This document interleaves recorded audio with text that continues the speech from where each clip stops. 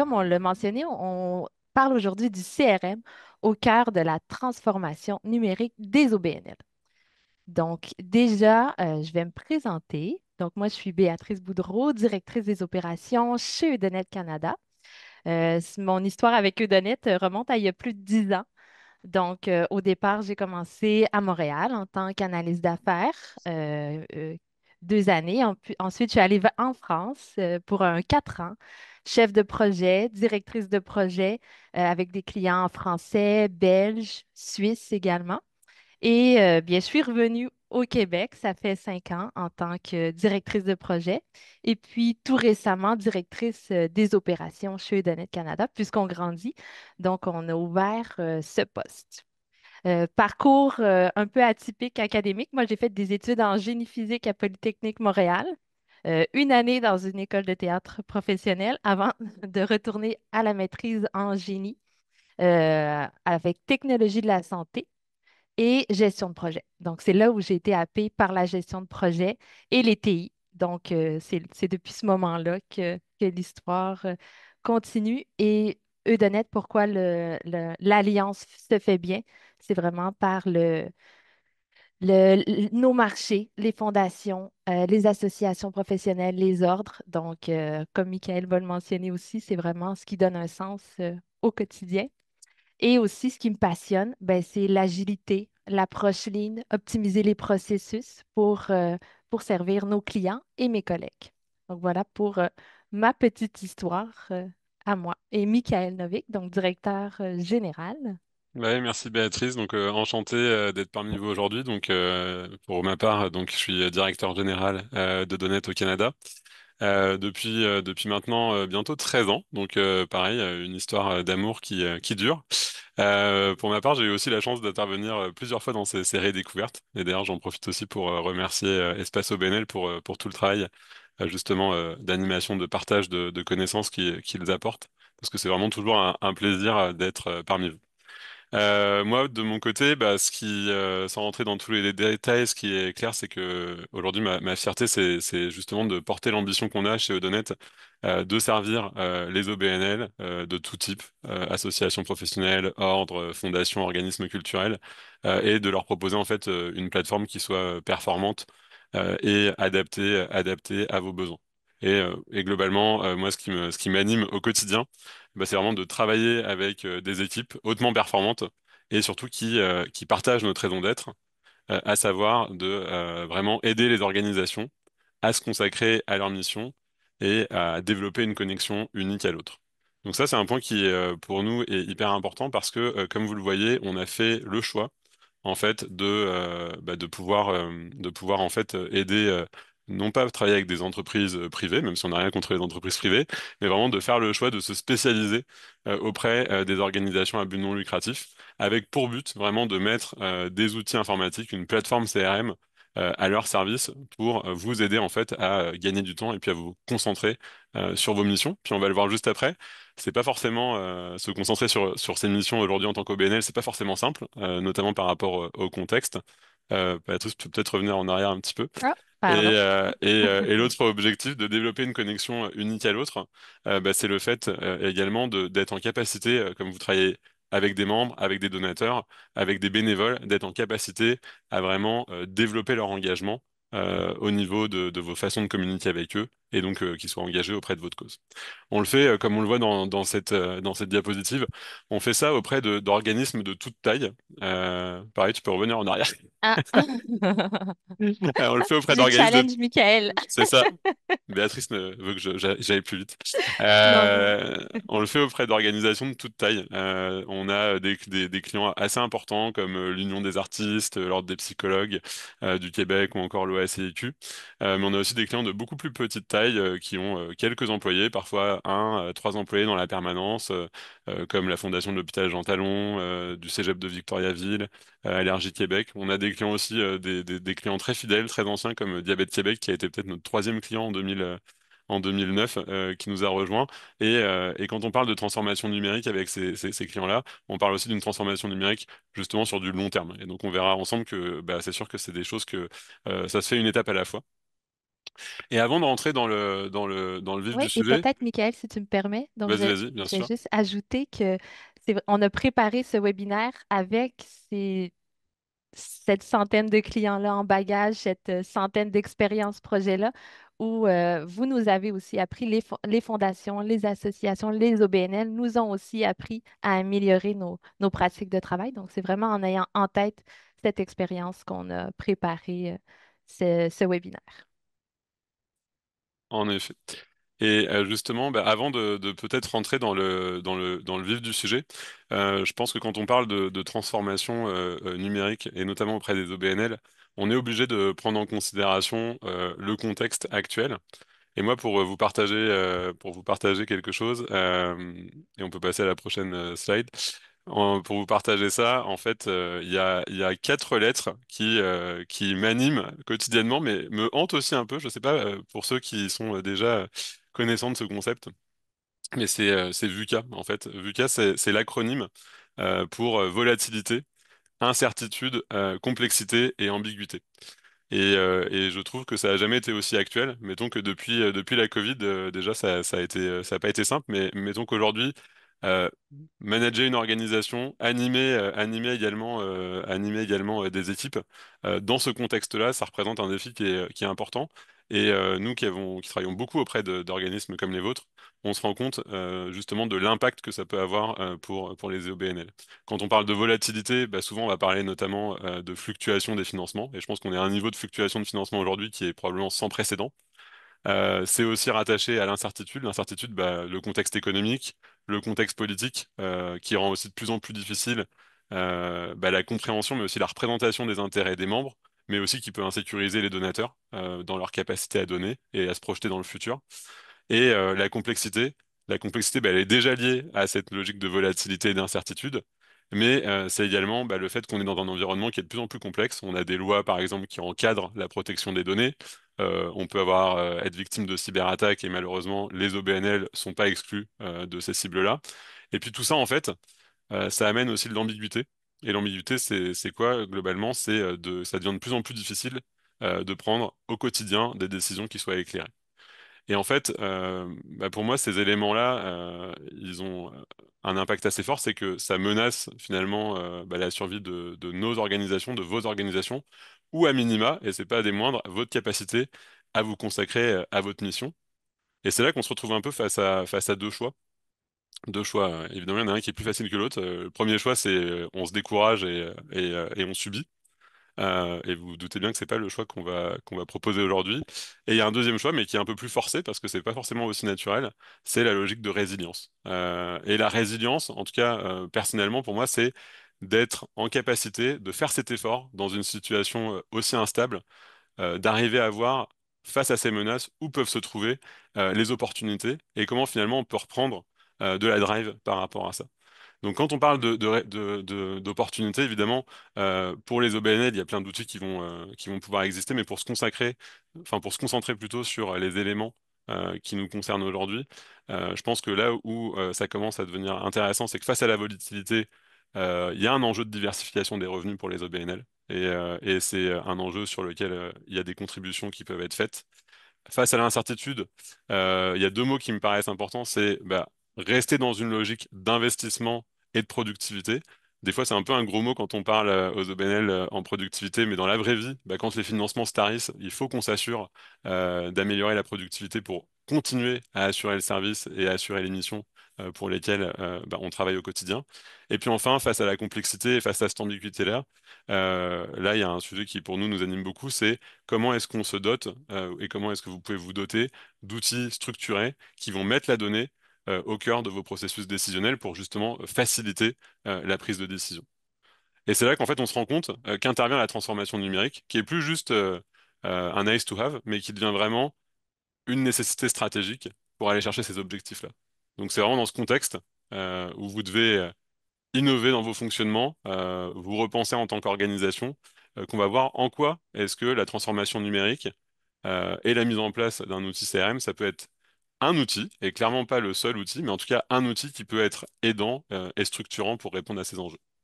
Donc au cours de ce webinaire, on va voir pourquoi. un logiciel pour votre OBNL. On va quand même revenir sur ce que c'est qu'un logiciel CRM pour un OBNL. On va également voir ensemble avec Béatrice les 5 étapes d'une transformation numérique réussie. Et puis on gardera du temps à la fin de la rencontre parce que vous êtes quand même assez nombreux aujourd'hui pour prendre vos questions et y répondre. Par contre, évidemment, si vous avez des questions en cours de route, n'hésitez pas. Il y a un clavardage pour ça, vous pouvez les poser. Et puis soit on y répondra en direct, mais sinon on se gardera vraiment un temps pour pouvoir réagir à ça. Donc, Béatrice, la grande question que j'ai envie de te poser, c'est un CRM, ça mange quoi en hiver? Oui. Ben déjà, un CRM, juste remettre l'abréviation, c'est Customer Relationship Management ou gestion de la relation client. C'est un outil euh, ben, je vais y aller plutôt par question. Quelles questions vous pouvez vous poser pour savoir déjà si un CRM, c'est pour votre OBNL? Est-ce que vous souhaitez avoir des informations centralisées, partagées et à jour sur vos contacts? Donc, pas sur une base de données centrale, mais les bénévoles sur un autre Excel et à jour. Donc, il y a de l'information mise à jour dans un système, pas dans l'autre. Donc, c'est vraiment une première question à se poser. Est-ce que vous voulez recueillir les consentements, être conforme à la loi 25 pour le traitement des données personnelles? On sait que les données personnelles, c'est un enjeu critique pour vos organisations. Est-ce que vous voulez rejoindre vos contacts de façon ciblée grâce à l'information que vous possédez sur eux? Rebondir aussi sur des invitations, des actions engendrées par le donateur, par exemple, lorsqu'il soumet un don et communiquer avec eux par différents canaux, par message texte, par courriel, envoyer des lettres, des publi-postages. Est-ce que vous voudriez exploiter vos données, l'ensemble de vos données, croiser les données, effectuer en quelques clics vos graphiques pour votre réunion du CA, mais aussi les suivre euh, euh, quotidiennement, hebdomadairement, à chaque mois, pas que pour vos rencontres de vos conseils d'administration? Est-ce que aussi vous voulez un outil qui va vous survivre, pérenniser les activités de votre OBNL, offrir aussi une solution performante, comme le mentionnait Michael, à vos équipes? Donc, un outil qui peut pérenniser les activités de votre OBNL. Donc, si vous avez répondu oui à une ou plusieurs de ces questions, c'est qu'il y a un besoin d'un CRM en équipement ou en remplacement d'un ou de plusieurs outils actuels. Mais c'est sûr que cette implémentation-là, pour un OBNL, ça se fait dans un contexte. Et là, je rebondis avec Michael, c'est un contexte contraint. Ouais, exactement, parce que c'est aussi la raison pour laquelle il y a plein de bonnes pratiques de gestion de projet qui existent, mais il y a une particularité à travailler avec les OBNL, avec des associations, des fondations, c'est qu'effectivement on est dans un environnement pas juste contraint, mais je pense qu'il est particulièrement contraint, à minima sur 3 niveaux.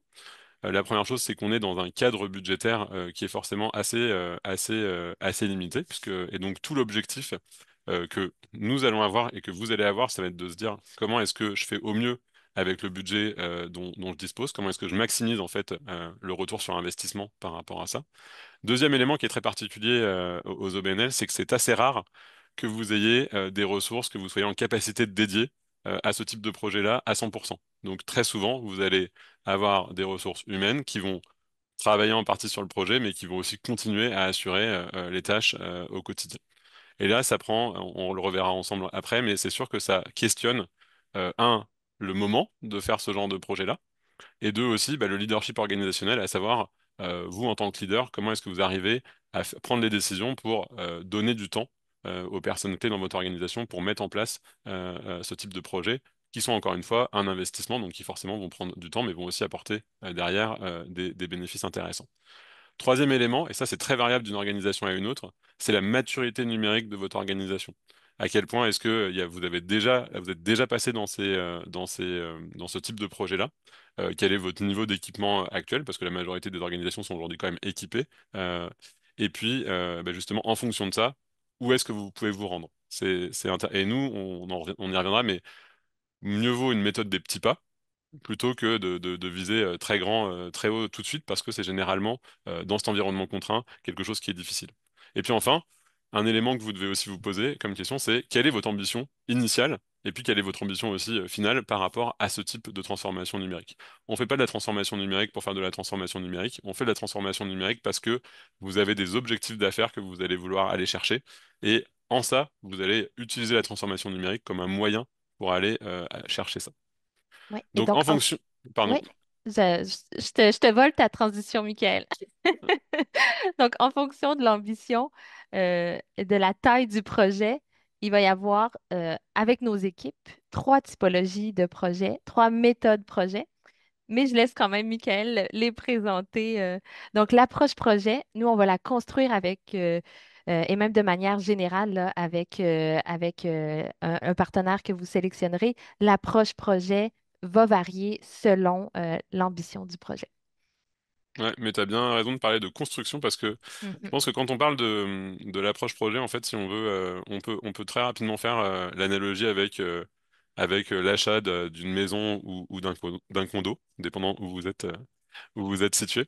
On a un peu la première approche qui est le condo clé en main, ce qu'on appelle chez nous le quick start, c'est-à-dire que faut imaginer que vous allez vous acheter un condo, il est déjà meublé, prêt à emménager, et en fait, pour vous, il vous reste quasiment juste à poser vos valises et puis à emménager dedans. Le gros avantage de cette approche-là, c'est que bah, d'abord c'est rapide à mettre en place, c'est simple, et puis c'est d'un point de vue budgétaire, c'est le moins cher, c'est la moins chère des approches. Par contre, en contrepartie, c'est sûr que ça prend de votre côté de vous assurer que vous êtes prêt à vous adapter à un fonctionnement qui est proposé par le logiciel. Alors, dans ce qu'on développe, évidemment, ça se base sur des meilleures pratiques de l'industrie, mais ça reste que ça demande une adaptation à un logiciel pour minimiser la personnalisation. On a une deuxième approche qui est celle-ci qu'on appelle chez nous personnalisée. Donc c'est vraiment là, vous achetez toujours un condo, mais cette fois-ci, vous allez quand même l'aménager un peu plus. Peut-être que vous refaites la cuisine, peut-être que vous changez la déco également. Là, ça veut dire quoi? Ça veut dire que vous avez un peu plus de flexibilité pour vous adapter à certains de vos besoins spécifiques. Mais comparé au Quick Start, ça veut dire aussi qu'il y a un peu plus de temps à prévoir de votre côté et un peu plus de budget aussi à mettre en place pour atteindre ça. Et puis enfin, le troisième projet, là c'est vraiment la maison de vos rêves, la maison d'architecte. On est plus sur du sur-mesure. En gros, vous avez les murs et les fondations. Et après, bah, en fait, vous allez vraiment aménager la maison de vos rêves. Donc, le gros avantage de cette approche-là, c'est une solution qui est parfaitement adaptée à vos besoins. Par contre, en face de ça, vous avez un coût qui sera forcément beaucoup plus important, des délais de mise en place qui sont plus longs, et souvent avec des jalons de projet pour éviter l'effet Big Bang. Et puis surtout, ça nécessite beaucoup plus d'implication au niveau de vos ressources, voire même parfois une expertise à l'externe pour vous accompagner sur ces projets-là. Donc en résumé, trois approches. Et par contre, dans la suite de ce webinaire, là où on va se concentrer, on va se concentrer sur les deux premières approches, à savoir le Quick Start et l'approche personnalisée. Pourquoi ce choix? Parce que ça répond à des méthodologies projet qui sont différentes d'une approche sur mesure, et surtout parce qu'on pense que c'est ce qui vous concerne le plus aujourd'hui. Pour nous, en tout cas, ça représente plus de 80% des projets qu'on met en œuvre sont autour de ces deux approches-là, parce qu'on pense qu'aujourd'hui, c'est la maturité des OBNL qui est là. Donc la question qu'on peut se poser, Béatrice, finalement, c'est bah, quelles sont les 5 étapes d'une transformation numérique réussie? Et on attend beaucoup de tes conseils là-dessus. Ah, parfait. Oui. Bien. Alors, sans plus attendre, je vais révéler, vous allez voir dans cette première diapositive déjà plusieurs des, des éléments importants de la présentation et on va y revenir ensuite un peu plus dans le détail pour chacune des étapes. Donc, nous, dans le cadre d'un projet d'implantation CRM ou d'une transformation générique numérique en général, on identifie 5 grandes étapes. Et vous voyez ici sur la présentation, les 5 étapes sont toutes de taille équivalente. Donc, on va vraiment vous recommander d'y aller étape par étape et de ne pas négliger une des phases, bien que dans un projet Quick Start, ils seront peut-être de plus petite durée, mais en fait, on va vouloir les garder pour garder le professionnalisme de la méthode. On voit aussi que les étapes sont euh, in- se connectent entre elles. Donc, le fait de réaliser une première phase va nourrir la seconde. Donc, c'est vraiment un cercle vertueux au niveau de la méthode. Si on y va dans la première étape, au niveau d'objectifs et de la gouvernance, bien, vous allez définir c'est quoi les objectifs de votre projet. Quels sont les besoins d'affaires auxquels vous souhaitez répondre? Quelle équipe vous allez vouloir mettre en place pour sélectionner l'outil? Mais quel aussi va être votre cadre de gouvernance? Quels indicateurs vous allez vouloir suivre? Donc, c'est vraiment de donner les grandes lignes du projet pour avoir la vision d'où on veut aller. À la deuxième étape, bien, vous allez choisir la solution. On va mobiliser l'équipe de sélection, on va identifier, on va regarder les différents partenaires possibles parce qu'on choisit, oui, une solution technologique, mais pas uniquement. On va aussi choisir un partenaire d'implémentation. Vous allez devenir avec ce partenaire-là une équipe. Vous allez viser vraiment un but commun. Il faut vraiment le voir pas comme un prestataire, mais comme un partenaire dans l'implémentation de votre outil. Une fois que vous aurez choisi le partenaire, la solution, vous allez pouvoir préparer avec ce partenaire le projet. Donc, définir l'échéancier, définir l'équipe projet qui pourrait être différente de l'équipe de sélection, définir le moment. Michael l'a mentionné, il faut que ce soit fait au bon moment et lancer le tout avec votre équipe. Vraiment souligner le lancement du projet. Pour avoir le projet d'implémentation à proprement parler, l'équipe est définie, l'échéancier est fait et dans un projet d'implémentation Quick Start, on va plutôt parler d'accompagnement, de formation à la personnalisation, de migration de données. On va y revenir. Donc, à cette étape du projet, les mots-clés, ça va être vraiment de libérer du temps aux ressources et d'être accompagné par le partenaire pour les personnalisations, de préparer le lancement et d'officialiser le déploiement en production, de célébrer le tout avec vos équipes également. L'autre étape, parce qu'une fois l'outil déployé, ça ne s'arrête pas là. En fait, c'est un début. Vous allez vouloir, surtout au démarrage, accompagner les utilisateurs, identifier un référent, faire les post-mortem pour vous aussi bâtir cette intelligence collective, cette capacité à déployer des projets de transformation numérique, identifier des besoins d'adaptation, de formation. Donc, c'est vraiment une étape qui est aussi importante et qu'il faut aussi suivre dans le projet d'implémentation. Et la roue continue. Donc, s'il y a un autre projet un an plus tard, vous voulez connecter votre outil avec votre CRM avec un outil de formation continue pour les membres, par exemple. Vous voulez ajouter un tout nouveau pan fonctionnel pour gérer les bénévoles de votre fondation dans votre CRM, mais on va recommencer les différentes étapes. On se définit la vision, on choisit la solution où on reste avec son partenaire, on se prépare, on effectue le projet et on prend le temps de vraiment clore, s'approprier cette phase-là. Donc, c'est vraiment un cycle et on recommence les étapes à chaque fois. Donc, on voit que le projet d'implémentation, vraiment le moment où on déploie le système dans votre organisation, c'est une des 5 étapes. C'est ceci. Il ne faut pas négliger les autres étapes. Eh bien, je plonge dans ce cercle. On va aller un peu plus dans le détail avec la première étape, donc objectif et gouvernance. Déjà, on veut se définir une enveloppe budgétaire, mais aussi dans l'enveloppe budgétaire, réfléchissez à les possibilités d'amortissement parce que c'est un investissement. Vous pourriez l'amortir sur plusieurs années. Donc, ça, pensez à y réfléchir et à aller rechercher des financements. Donc, c'est sûr qu'on l'a mentionné, il y a un contexte particulier, mais notamment les formations, il y a des financements possibles d'aller chercher. Ouais, ce qu'on constate, c'est que la majorité des projets, la partie projet, est souvent amortie sur à minima 3 ans. Pour la majorité des organisations. Pour certains très gros projets, on peut même se rendre à 5 ans. Et en termes de financement, faut être parfois un petit peu créatif. Il y a plein de financements, notamment au niveau formation, qui existent avec Service Québec, qui encourage vraiment cette transformation numérique-là. Mais il y a aussi d'autres types de financements qui peuvent même couvrir beaucoup plus largement le projet, en fonction de là où vous vous situez, en fonction aussi de vos projets que vous servez. Et souvent, d'ailleurs, on se rend compte dans les financements que ce projet de transformation numérique s'intègre dans autre chose, en fait, s'intègre dans un projet plus large qui peut venir justement contribuer à le financer. Michael. Et dès l'étape de définition des objectifs et de gouvernance. Donc là, on parle plutôt de l'aspect gouvernance. Impliquez les décisionnaires de votre OBNL et définissez avec eux des indicateurs de succès pour le projet. Des indicateurs de performance, oui, le nombre de dons en plus que vous souhaitez aller récolter, le nombre de membres en plus, par exemple, le temps pour réaliser certaines tâches du quotidien, mais aussi des indicateurs, vous allez dire, un peu plus humains. Et à chaque étape, vous allez voir qu'on va faire le focus à la fois sur l'humain et sur ce qu'on pourrait dire le plus technique. Est-ce que vous voulez souder des équipes? Donc, c'est ce qu'on voit aussi dans les projets. L'équipe des communications, par exemple, parle maintenant à l'équipe philanthropique. Ah, c'est comme ça que tu travailles au quotidien. On vient faire des ponts, casser des silos. Donc, ça aussi, ça peut être des objectifs stratégiques dans la mise en place de l'outil. Oui, des indicateurs de performance, mais aussi des objectifs plus liés à l'humain et au fonctionnement de votre organisation.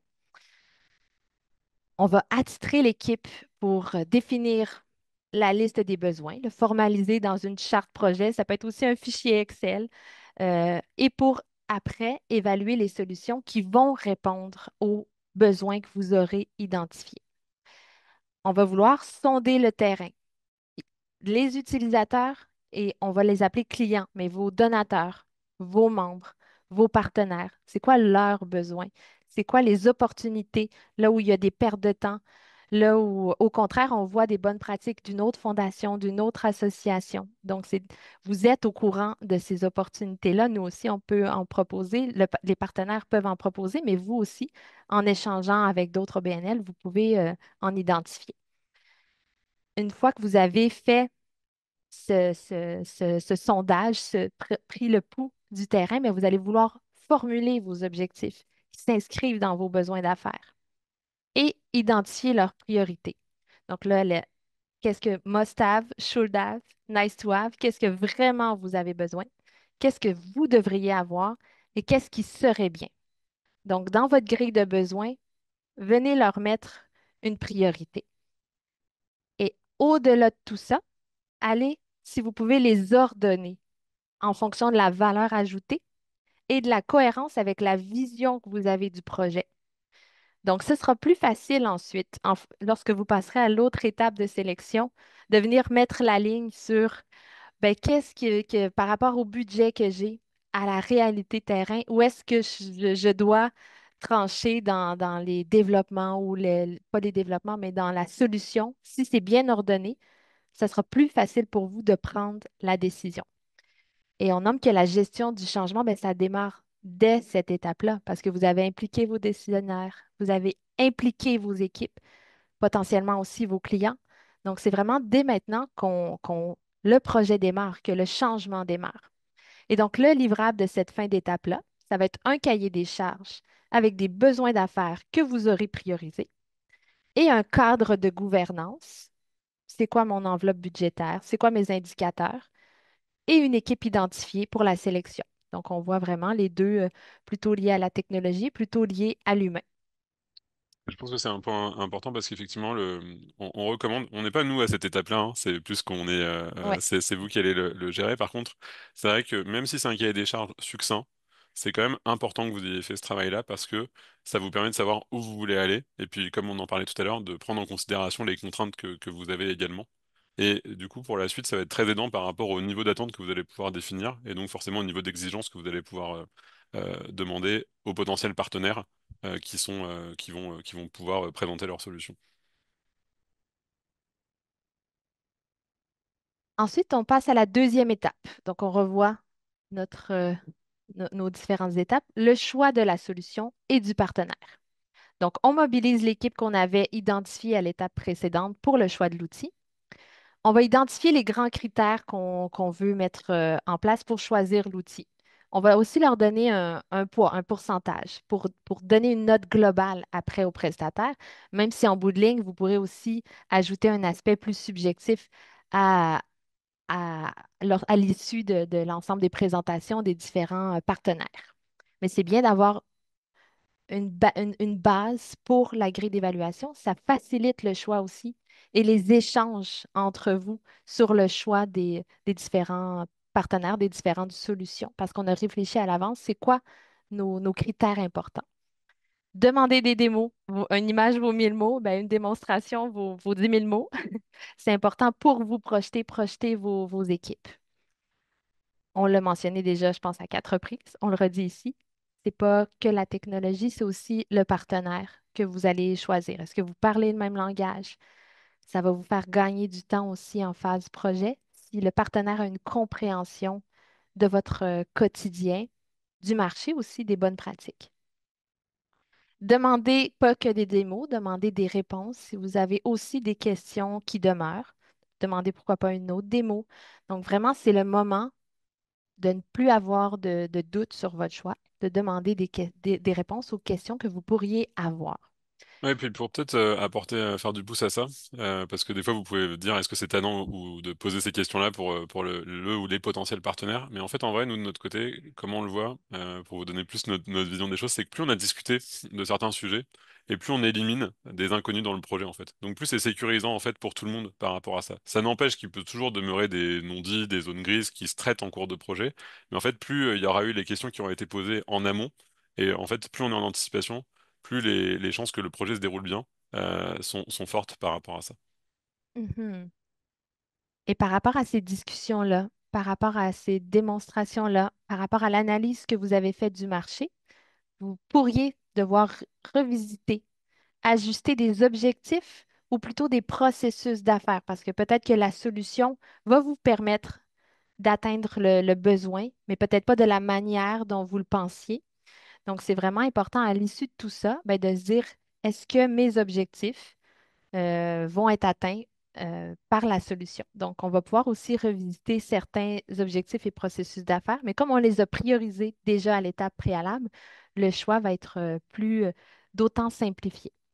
Donc, à la fin de de cette étape-là, point de vue plus technologie, mais vous allez avoir une solution, un partenaire sélectionné et vous allez avoir à l'issue de ça aussi un périmètre clairement défini. Vous serez entendu avec le partenaire, donc vous allez être bien serein par rapport à la portée du projet que vous allez implémenter. Par rapport au côté humain, bien, vous allez avoir une équipe qui est impliquée dans la décision, qui va être capable de justifier le choix auprès de ses collègues. Donc, il ne va pas subir l'outil, sentir un peu qu'il subit l'outil, même s'il n'y a jamais de mauvaise volonté derrière quand il y a un outil qui est choisi derrière. Mais vraiment, cette mobilisation-là, on le sent déjà que lorsqu'on fait des réunions de lancement. Ah, je ne sais pas pourquoi je suis là, il y a un nouvel outil. Là, c'est plutôt non, on a choisi l'outil et déjà, il y a des motifs, il y a une implication, il y a une motivation plus forte à cette étape-là. Ensuite, on a choisi le tout, on prépare le projet. Donc, même si c'est un projet de plus petite envergure, c'est pas plus petite envergure, c'est mal dit, de déploiement de la solution sur mesure, mais on va quand même éviter de sauter des étapes et de tout de suite le lancer aux utilisateurs. Donc, il y a vraiment des éléments de préparation qu'on va vouloir faire, définir l'équipe projet et un chef de projet. Ça peut être un peu différent ou encore la même équipe que l'équipe de sélection. On va planifier le projet avec le prestataire. On va éviter de le faire pendant votre congrès annuel, pendant votre plus gros événement bénéfice au mois de juin. Donc, il y a vraiment des Pendant bonnes périodes. vos reçus fiscaux de fin d'année. Oui, c'est ça. Il faut choisir le bon moment parce qu'on va vouloir libérer le temps nécessaire aux ressources. Et on parlait d'environnement contraint au départ. Donc, si on l'anticipe, on choisit le bon moment, on le planifie, c'est plus facile. Ça s'absorbe mieux pour les équipes. On va déjà identifier à ce moment-là les données à reprendre parce que ça aussi, ça peut, et même on en aura parlé en phase, idéalement, vous en aurez parlé en phase de sélection de la solution. C'est quoi la portée? Jusqu'à quand en arrière je veux reprendre mes données? 7 ans? Il y a certains éléments aussi que vous devrez prendre en compte là, d'un point de vue légal sur l'historique de la donnée. Et on va souligner, pour clore l'étape, le démarrage du projet à venir avec un lancement projet. Ça peut être une réunion courte, 30 minutes, 1 heure. On implique le sponsor, quitte à ce qu'ils viennent juste dire un coucou au démarrage, mais il va pouvoir repartager la vision, l'importance du projet et confirmer, être là quand on confirme la portée. On va aussi présenter, ben, c'est qui l'équipe projet. Des fois, il y a plusieurs doubles casquettes dans les projets d'implémentation selon la taille de votre OBNL. On présente, c'est quoi notre échéancier? On vise déployer le système dans 1 mois, dans 2 mois. Comment on va y parvenir? Discuter de la méthode. C'est quoi le chemin qu'on va suivre? Ça, vous l'aurez travaillé avec le partenaire et présenter la solution. Parce que ceux qui ne l'auront pas vu en démo, déjà, ils vont voir. On est toujours dans la conduite du changement aussi. On va voir ce qui va m'aider dans mon quotidien dans quelques semaines, quelques mois. Donc, à la fin de cette étape-là, vous avez un échéancier, la portée revalidée avec votre partenaire. Donc, le plan projet, il faut vraiment le travailler conjointement avec le partenaire. Et vous avez aussi les disponibilités de l'équipe projet réservée et un lancement de projet qui aura été effectué. Donc, c'est les livrables de cette étape-là. Et peut-être aussi un point important, mais à cette étape de préparation-là, on le disait, il y a parfois des choix à faire, pour libérer justement du temps à des personnes qui Mhm. vont travailler sur le projet.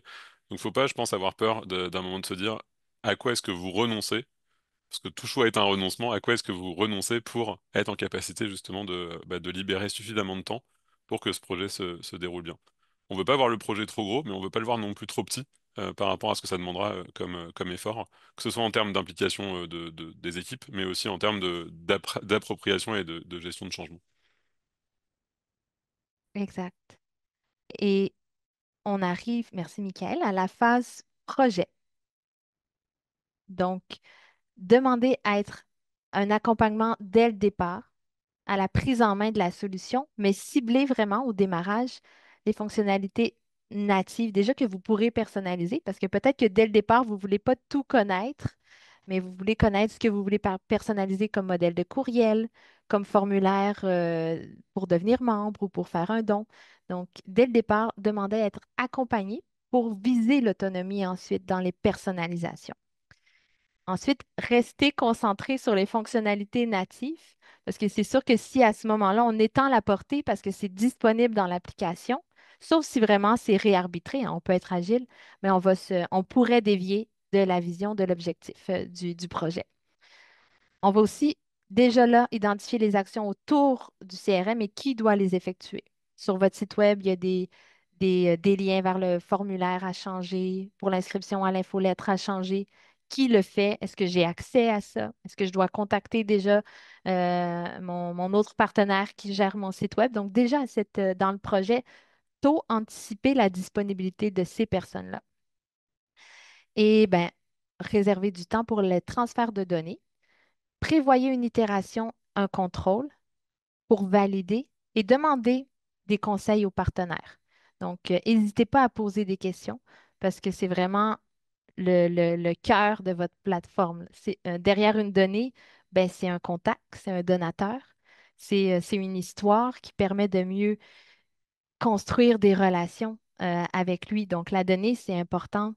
C'est pas que l'outil, c'est la donnée, parce que derrière l'outil, ben, c'est vos clients et c'est votre force d'action pour aussi, après, éventuellement, orienter vos décisions sur l'information que vous avez des membres de votre BNL, des donateurs de votre fondation. Donc, c'est vraiment une étape importante. Et s'il y a des nettoyages à faire, ben, choisissez avec votre partenaire si vous voulez le faire au moment de la reprise. Il y a aussi des outils pour le retraitement de la donnée dans un deuxième temps, mais c'est une étape cruciale.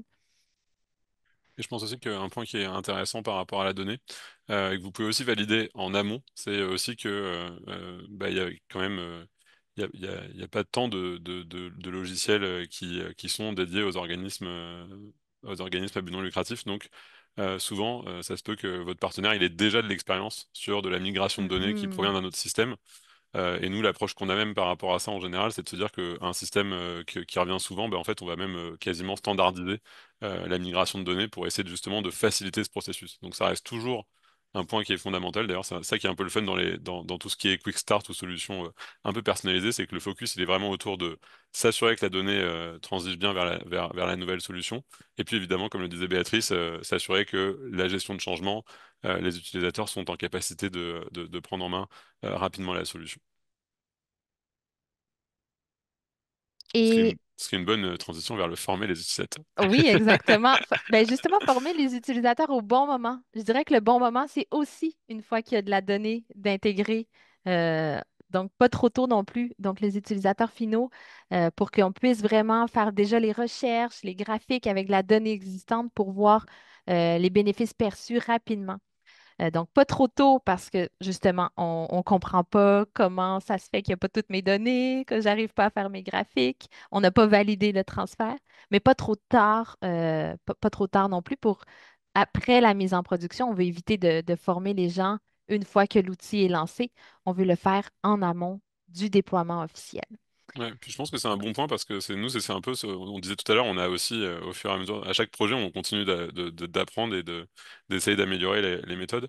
On, s- on a un peu fait évoluer nos approches par rapport à ça. On Mhm, s'est rendu compte, alors que nous, parfois, on peut peut-être avoir une approche plus technologique, de moins être lié à la donnée. On s'est rendu compte qu'en fait, quand on est dans des phases de formation, pas avoir la bonne qualité de données en face, ça peut mhm. parfois déstabiliser les personnes qui sont en formation en pensant est-ce qu'il y a un bug ou autre, alors qu'en fait, c'est deux processus très différents, mais c'est pour ça qu'on se rend compte qu'à la fin, mieux vaut un petit peu retarder la formation, mais s'assurer que ça va être efficace et puis que les personnes vont se retrouver dans un environnement qui leur parle et qui est concret pour eux. Plutôt que de se dire, OK, on focus seulement sur de la fonctionnalité, mais on oublie le cœur du réacteur qui est quand même la donnée qui est derrière et qui du coup peut parfois avoir un impact un petit peu plus déstabilisant pour des personnes qui sont moins habituées à ces processus de changement-là. Ouais, exactement. C'est très bien dit. Pour avoir les deux expériences, il y a vraiment un gain fort lorsque la donnée est présente. Et on se rapproche là, de plus en plus du jour J. Donc, en prévision du jour J, lister les actions. Donc, on peut parler de plan de déploiement un peu dans l'industrie, de plan de mise en production. Il y a différentes tailles de plans. Donc, dans les plus gros projets sur mesure, on aurait peut-être 100, 150 étapes. Ici, il y aura peut-être 10, 15, 5, 10 étapes, mais au moins, elles seront listées. On va savoir c'est à quel moment je dois contacter la personne qui gère mon site web ou moi, je dois le faire pour changer le lien, comme on disait précédemment. Je dois être présente pour valider un don et s'assurer que dans mon compte Stripe ou PaySafe ou peu importe Moneris, j'ai bien l'argent. Donc, c'est vraiment, c'est quoi les étapes le jour où je vais déployer l'outil que je vais suivre. Ça va être clair, les personnes seront présentes aussi, il n'y aura pas des allers-retours et on veut quand même que ce déploiement-là soit le plus rapide possible. Donc, c'est vraiment lister les actions et ça, vous allez fort probablement le faire avec votre partenaire. Votre partenaire sera peut-être même à l'initiative, sera aussi probablement à l'initiative de ce plan, mais il y a quand même des actions que vous seul connaissez dans ces étapes-là, que vous aussi, vous aurez à travailler. Ensuite, on va valider la mise en production. À chaque étape, on veut avoir des jalons, des validations. Comme ça, on peut les communiquer aussi. On valide la mise en production. On prévoit l'accompagnement aussi dès le lendemain, dès le jour J. Et il ne faut pas oublier de célébrer la réussite parce que c'est un projet fédérateur, c'est un succès. Il faut le célébrer, il faut le souligner, il faut vraiment le nommer. On nomme parfois ce qui va mal, mais il faut aussi nommer ce qui va bien, ce que vous avez réussi collectivement à accomplir. Donc, à la fin de l'étape, vous avez une solution qui a été personnalisée avec vos données, vos messages, vos couleurs. Et vous avez aussi une équipe qui est confiante dans la solution et qui a déjà la perception, qui sait déjà la valeur ajoutée à votre BNL parce qu'elle s'est impliquée dans les étapes, dans le choix, dans la réflexion. Et c'est vraiment une solution qui va atteindre la vision et vos objectifs. Mais ce n'est quand même pas la fin. Vas-y, Michael. Non, non, mais je pense que, pour être aussi très réaliste, je pense qu'il y a effectivement tous ces éléments-là. Et il y a aussi éventuellement des éléments, des réserves, parce qu'évidemment on vient Ah oui. de mettre en production. On a quand même évidemment il y a plein de choses qui ont été testées auparavant, Mais ce qui est aussi intéressant, c'est d'identifier s'il y a des réserves. Il peut y avoir des réserves ce qu'on appelle non bloquantes pour une mise en Mhm. production, mais il peut y avoir un reste à faire en fait. Quand je parle de réserve, il peut y avoir un reste à faire. Et c'est aussi très intéressant d'identifier ce reste à faire-là et d'être aussi transparent ensemble avec le partenaire sur bah voilà tout ce qui a été livré, puis voilà les petits éléments qui restent à faire, qui sont pas des bloquants, mais qu'il faut s'assurer qu'on est finalisé pour aussi s'assurer un maximum de la satisfaction et de l'appropriation par les utilisateurs. Ouais, et tu parles de réserve, mais je vais peut-être aussi ajouter défi. Donc oui, ce projet-là sera certainement pas été rectiligne. Il y aura certainement eu un, deux, trois petits dos d'âne là, dans le chemin. Donc, c'est important aussi, je vais tout de suite dire ça, de nommer les succès et les défis. Mais là, on l'a mis dans la phase d'appropriation, mais même dans la phase projet aussi. On parle de conduite du changement. C'est important de communiquer ces éléments-là.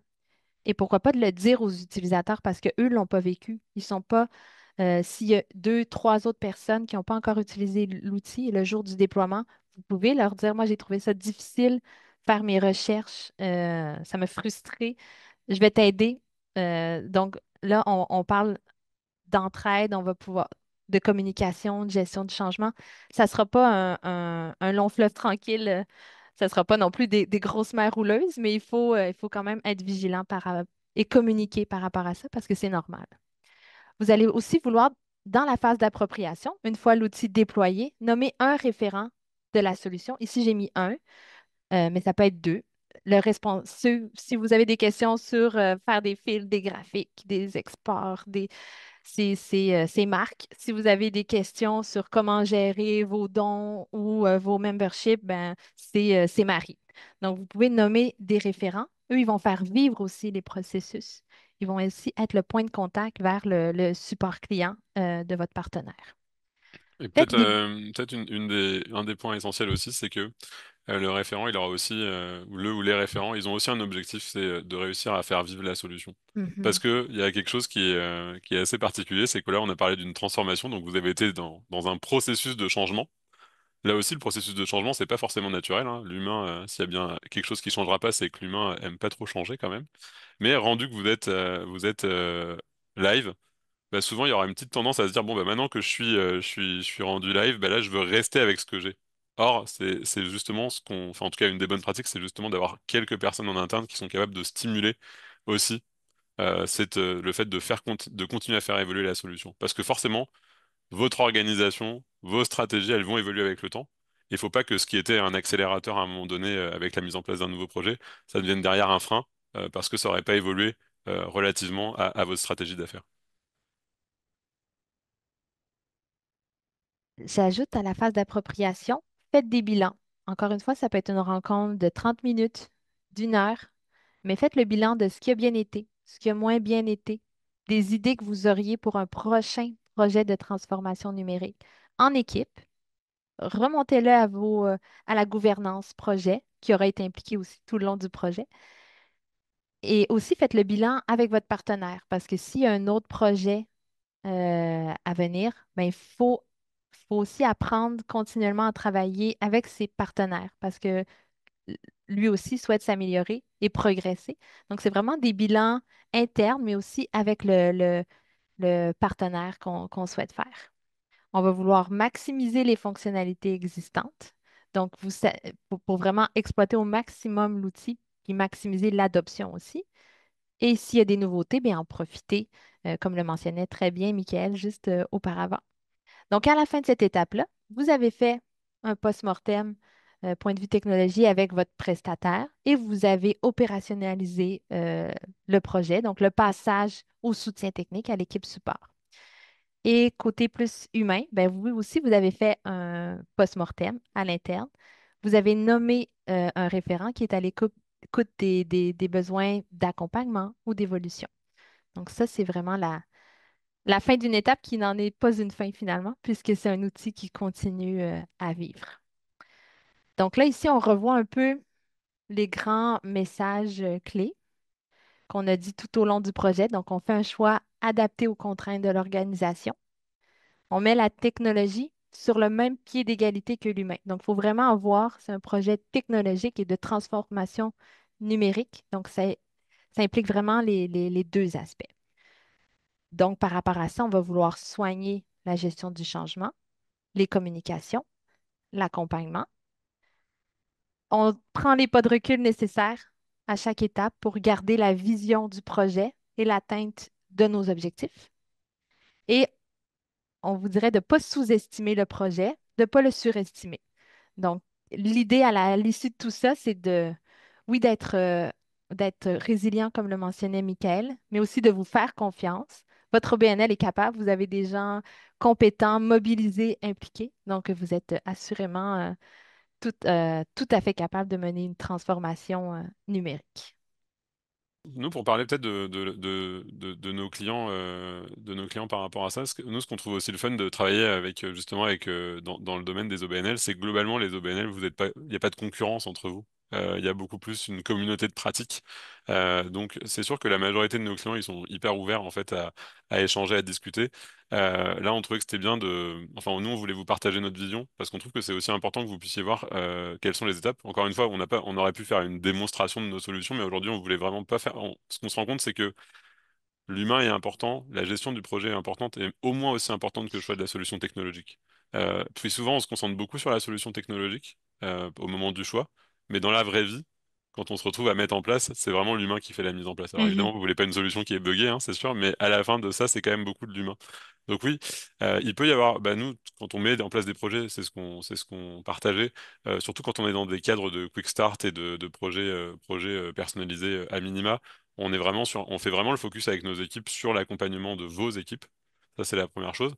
La deuxième mhm, chose, c'est qu'évidemment, vous pouvez aller solliciter des références, demander des conseils, et il y a même, je pense, alors j'ai pas connaissance de tous les groupes, mais je suis sûr qu'il y a des groupes de mhm, directeurs, de fondations, etc., qui peuvent échanger par rapport à ça aussi.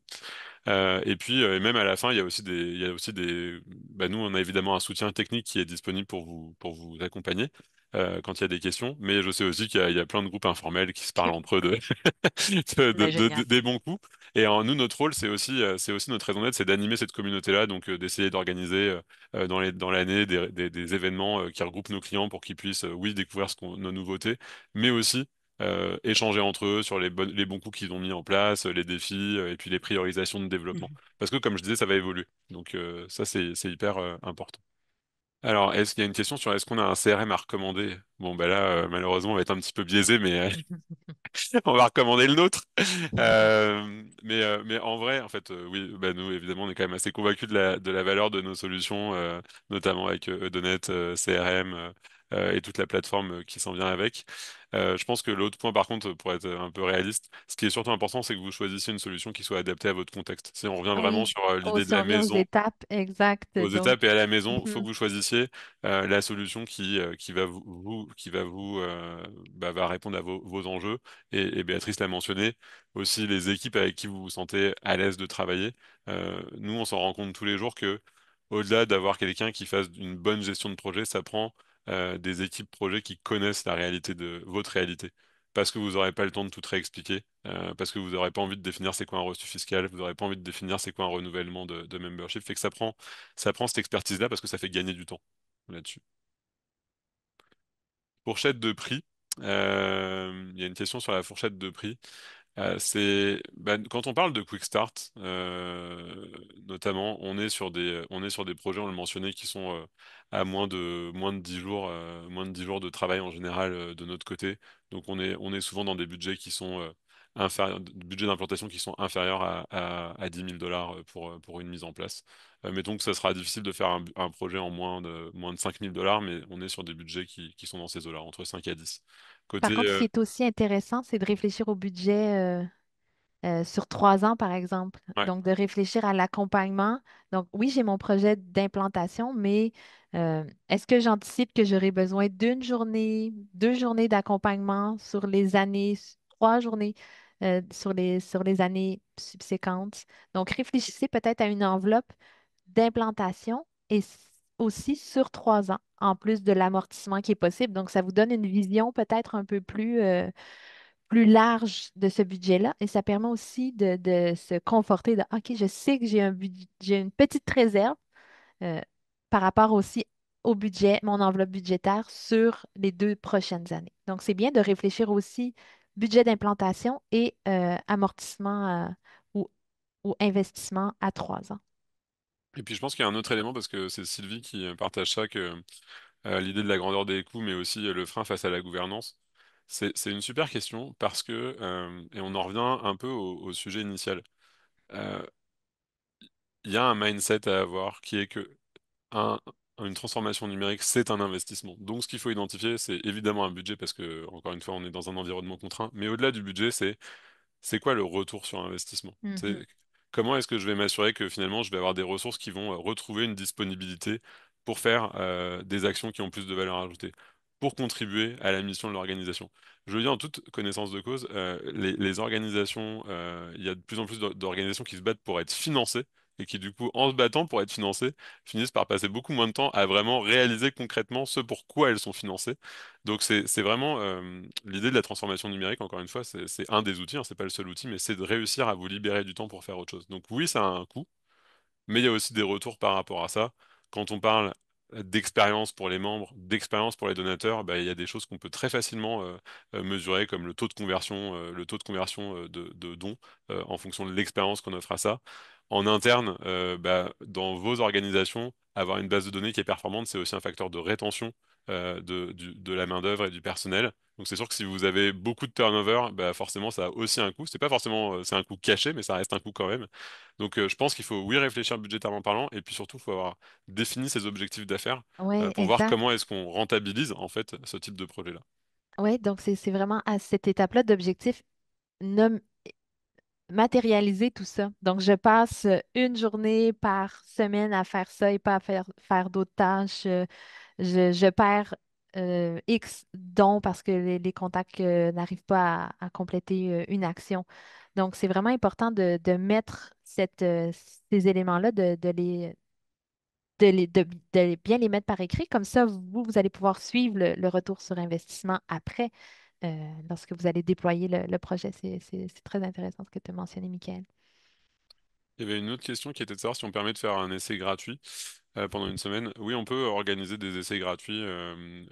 Souvent, on va quand même faire une première présentation pour bien expliquer comment ça fonctionne, mais oui, on peut faire ça. Donc, n'hésitez pas à nous envoyer un courriel et puis pour qu'on puisse prendre contact avec vous là-dessus. Une autre question aussi sur les frais annuels suite à l'implantation. Il y a effectivement des frais, j'allais y venir, des frais annuels, ce qu'on appelle les abonnements. Parce que c'est un peu comme on parlait tout à l'heure beaucoup de condos, je parlais beaucoup de condos, mais c'est un peu là, on est plus dans une logique de location. Et ces frais annuels, ils sont notamment liés à trois éléments. C'est un facteur lié notamment au nombre d'utilisateurs qui vont utiliser la solution. Forcément, inclus là-dedans, il y a la partie d'hébergement des données, parce que et puis chez nous, l'hébergement des données se passe au Québec. Donc, mais il y a toute cette partie-là que vous n'avez pas besoin de vous en occuper. Donc, vous n'avez pas besoin d'avoir des serveurs, etc. On s'occupe de tout ça. Et puis, il y a aussi inclus là-dedans le soutien technique auprès de vos personnes référentes chez vous. Donc, parce que, encore une fois, même une fois que le projet a été réalisé, bah, forcément, vous pouvez avoir des questions. Et donc, bah, nous, on a vraiment vocation à vous rendre autonome, mais quand même à rester disponible pour répondre à vos différentes questions par la suite. Bah, je voulais juste vous remercier, c'était animé. Merci pour votre attention, pour cette heure passée ensemble, c'était vraiment un plaisir. Merci aussi à Béatrice avec qui on a travaillé fort pour cette présentation. Ça a Mhm. été pour nous aussi une belle prise de distance sur tout ce qu'on fait au Mhm. quotidien. Et puis bah, on espère surtout que vous repartez de ça avec peut-être une meilleure vision et puis aussi une démarche concrète par rapport à ces projets. Et évidemment, bah, on reste disponible si jamais vous aviez d'autres questions à nous adresser. Et Oui, enfin, parce que comme dernièrement, on l'a dit, merci à demander des Espace questions. OBNL. Merci à Espace OBNL Ouais. pour organiser et animer Merci. cette belle communauté. Merci beaucoup.